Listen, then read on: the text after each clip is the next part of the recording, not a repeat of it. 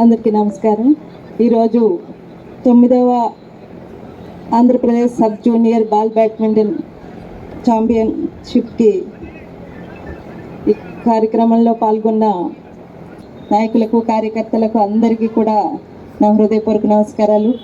Media వారికి కూడా నా హృదయపూర్వక నమస్కారాలు. ఈ కార్యక్రమంలో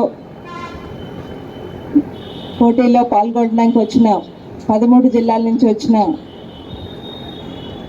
క్రీడాకారులకి, పిల్లలకి అందరికీ కూడా నా ఆశీస్సులు తెలియజేసుకుంటున్నాను.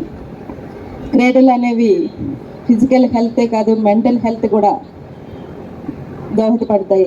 మానసిక ఉల్లాసానికి, వారి యొక్క ఫిజికల్ హెల్త్కి కూడా చాలా దోహదపడతాయి.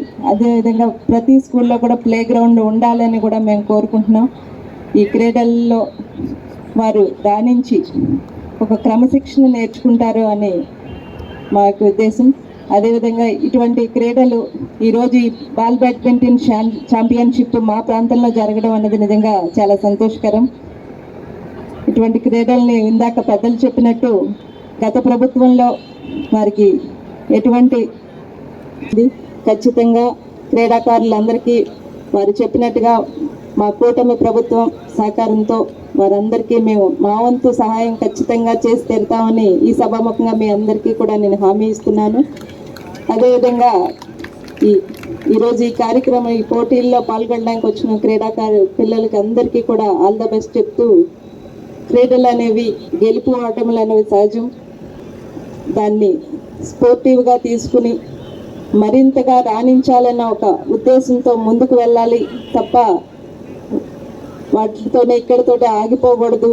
మీరు ఈరోజు ఇంతవరకు వచ్చారంటేనే మీకు ఒక విజయం సాధించినట్టు.